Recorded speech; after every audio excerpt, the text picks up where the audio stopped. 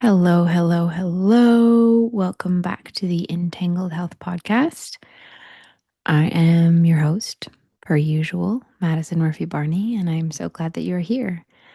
Today, we are continuing on with our lessons from the natural world and with one of my all time faves, one of the deepest medicines in my life. And before we get into that, just wanted to share that here we are in June, and as we begin the second half of the year, would love to have you come on in for a StoryLab session. Again, those are those 3 hour sessions where we all you got to do is show up and answer some questions with your brilliant team, and I will get you all a roadmap to where you can increase community engagement, deep listening, trust building, all of that yummy stuff that we all want and need and came to the work to do based on the resources and team and time and capacity you have now. So come on down for one of those. They're going fast and just would love to start off this second half of the year with you. And if that's not your jam, we've got the our office hours, which are just such great conversations. I love them so much, and it's that twice a month support to just answer questions and have that light support for anything that's coming up, like sticking points or not sure how to approach something, or would just love other eyes on what you're up to. I've got you there, and then something I don't always talk that much about but it's probably helpful to remind folks is that I also do customized collaboration. So I can we can build something together, and I can that can happen after a story lab session. I can build out and support the full strategy creation afterward and implementation, or sometimes orgs hire me to do a retreat or a staff retreat or a training. And then other times too, there's just like many months or sometimes years partnerships of story driven strategy, deep listening, editing stories that you can share out, and just sort of holding all of that, all of the buckets within in-house and sharing it with you, and it's the done for you model of things. And so that's always available too. Just reach out, and as I always say, the best way to start is just book a call. And once you book a call, we can talk through what's available and where I think might make the most sense for you to go in terms of what's available, and we'll go from there. So I look forward to being in conversation with you once you book your call, and it's time to get into this episode. So this episode is it's about, in many ways, about endurance. It's about what happens when we stop chasing like fads or seasons or the sense of we should be all things at once, and rather start building something that's truly evergreen, truly rooted in community, truly can't be replaced. And the species that will guide us through is cedar. And as you likely know, cedar doesn't just bloom and disappear. Cedar stands and shelters and heals, and lives hundreds and hundreds of, sometimes thousands of years. And all of our forests depend on cedar. And, that's what we want for organizations, right? That we want to build that deep relational, foundational, trust building, story driven work that actually lasts and that sustains others and creates, a healthy forest floor for all other is in our ecosystems to flourish with. So,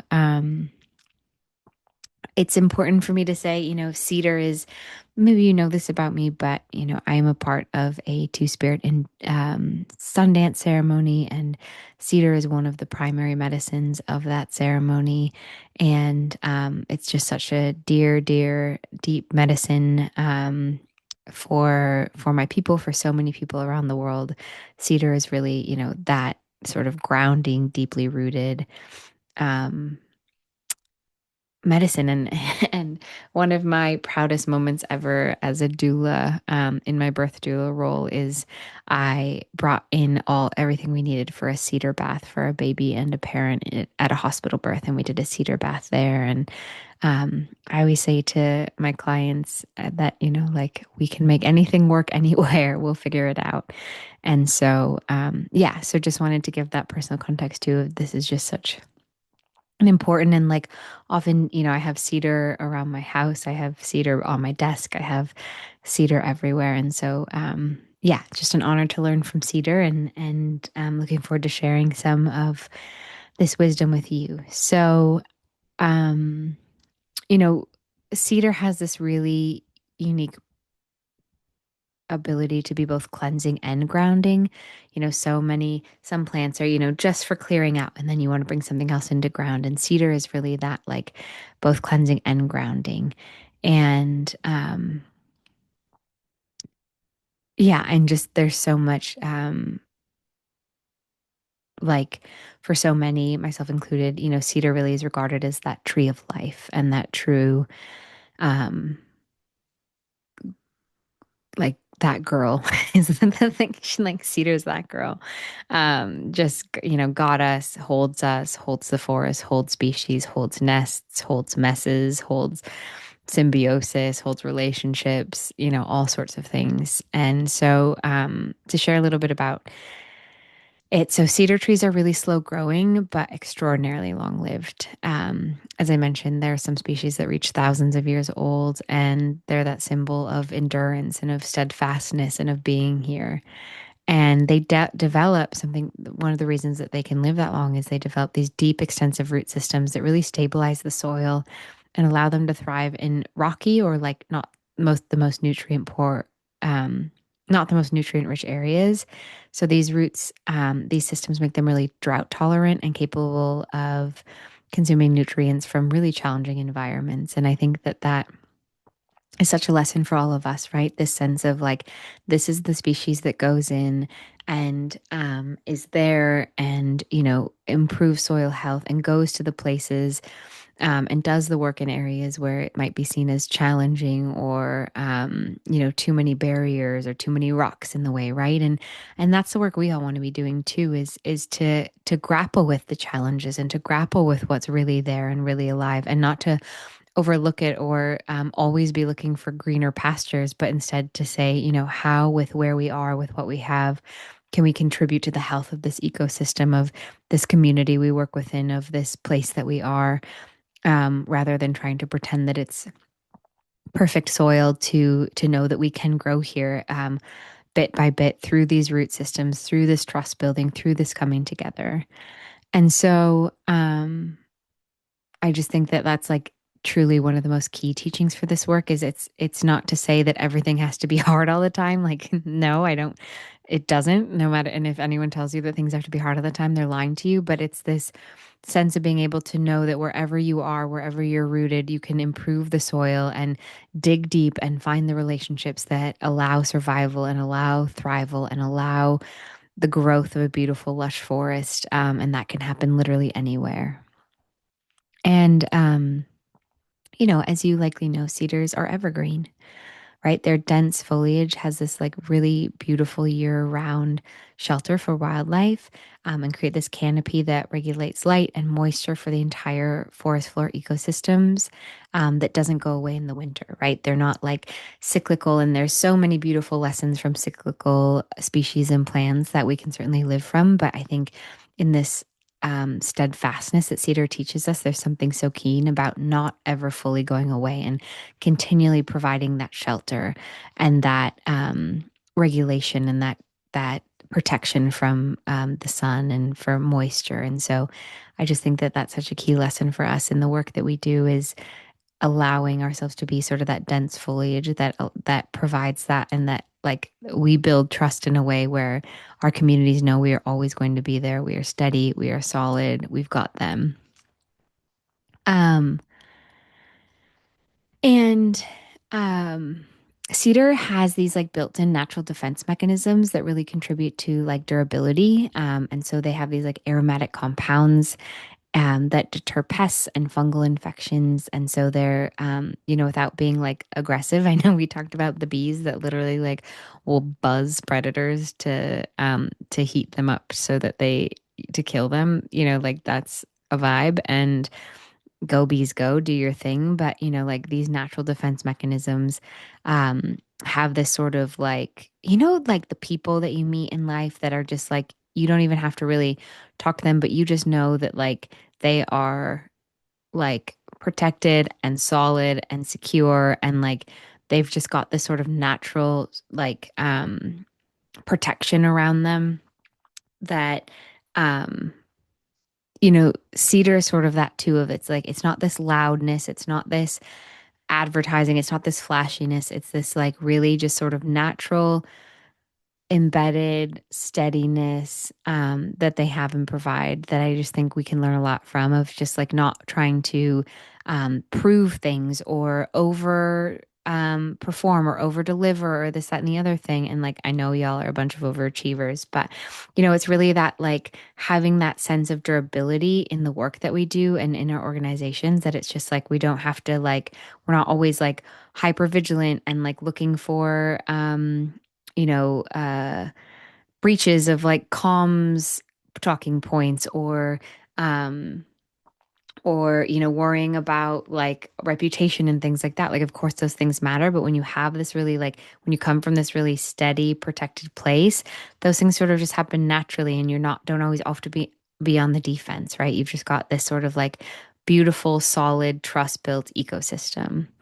Um, and, something else that I love about cedar is that their fallen needles really contribute to the organic matter that in the soil. And so they enrich it with nutrients that support other plant species. So it's like they feed the system even as they shed. So we talked about this too in the orb weaver spider episode of the like, the when the web needs to be rebuilt, the orb weevil will consume it and like digest those proteins and make again. And there's this with the a cedar as well of this sort of like even in shedding, even as things fall, there's um a support to that and like even that benefits the forest floor. And I just think about like if everything we did, of course not everything, but if things we did were designed even as they're on their way out or not our key priority anymore, but they're designed in such a way that no matter what part of the cycle they're in, they are nourishing the community, like what would that be like? What would that feel like? In some temperate forests, species like the western red cedar are keystone species. So they influence biodiversity and the overall health of the forest. And so if you remove cedar, the whole system shifts. And like, I don't want us to get, because I'm always, talking about the benefits of not being in silos and things. But if we think about this idea of being that keystone, or in the case of the spider, again, we were talking about the indicator species of, what does it mean if you are contributing to an ecosystem in a way where it doesn't depend solely on you?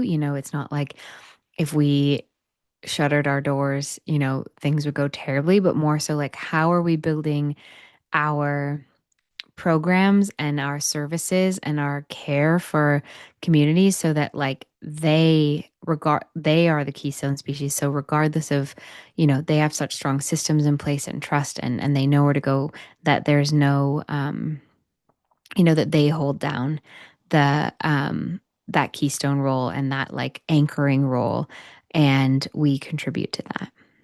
And a little bit like we talked about in the beaver episode, cedar sequesters carbon dioxide, and so it's that large size and long lifespan that really bring them to a role as a carbon sink um, to support the health of the entire ecosystem. And they take in what's harmful and hold it and alchemize it. I think that's the key part too, right? Is the alchemy of like how do we understand the harms and the challenges and everything that the communities we serve have gone through and support that sort of alchemy of that and that use of energy in supportive and healthy ways, and and not and just like be able to recycle it and move through it and support them regardless of what's going on, so that we can keep healthy ecosystems in place, healthy communities, healthy neighborhoods, healthy individuals. And sort of what I talked about this a little bit earlier of how they, set up in rocky soils and in places that might otherwise be seen as less hospitable, but they can also, adapt to really different altitudes and climates and conditions and they're resilient to drought and cold and poor soil. So, a little bit like the beavers we talked about, they work with what they've got and whatever's happening, they have that steadiness, they have that root system, they have those defense mechanisms where they know, like, sort of no matter what, we can hold it down. We've got ourselves, we've got the community, we're taking care. So, this episode is really kind of a long game episode. It's this talking about Cedar is where we're talking about that what it takes to build that story driven practice, that narrative practice that doesn't burn out, it doesn't dry up, it doesn't blow over, but is really that like solid anchor in and by and for the community.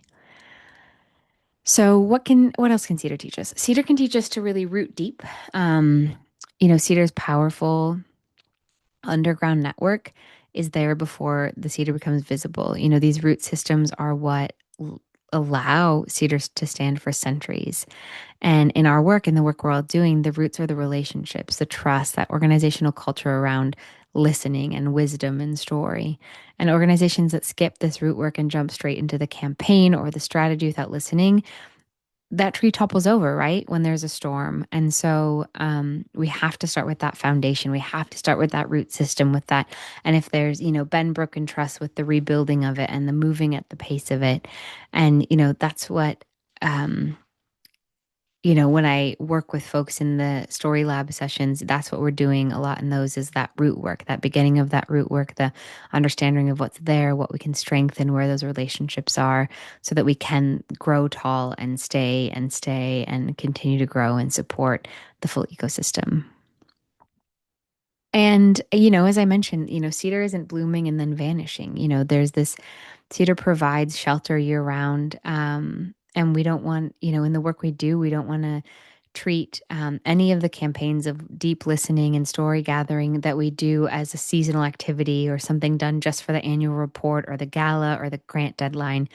This narrative infrastructure has to be evergreen and really like something that we do all the time to like continue to build that trust and strengthen that trust and improve our programs and improve our strategy and just get stronger and grow stronger and taller to be able to provide more and to protect more. And so, yeah, and like that, if I think about the support that the Center for Story and Strategy that I can offer is, that the office hours I've mentioned or the retainer engagements, because there's that sort of ongoing support to make sure that your community has shelter in every season and every, that you feel resourced and cared for so you can continue to anchor and grow consistently to like deep to continue to feed those deeper roots and those deeper trust building initiatives. And this is just something I have to come back to because I just love it so much, right? It's that natural defenses, not walls. As I mentioned, cedar produces these oils and resins that protect from pests and decay.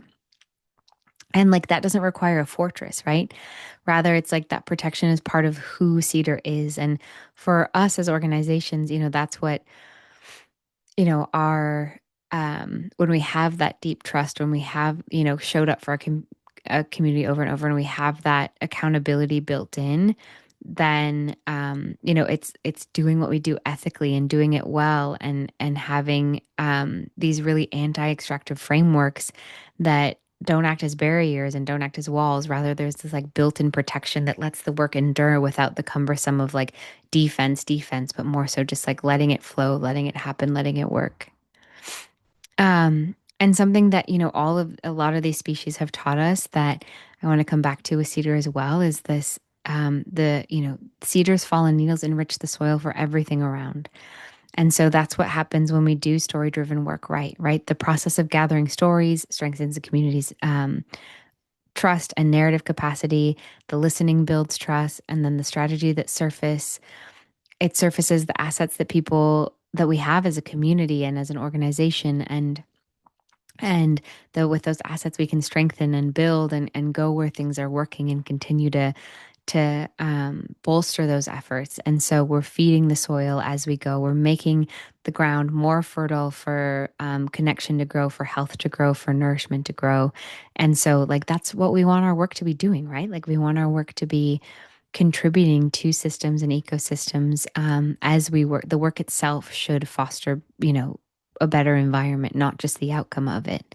We don't want to always be so end game mindset, like, oh, once we get there, once we make that thing, once we arrive, then our contribution will be made. But like, how do we design it so we're contributing at every step? And like the work itself is a service.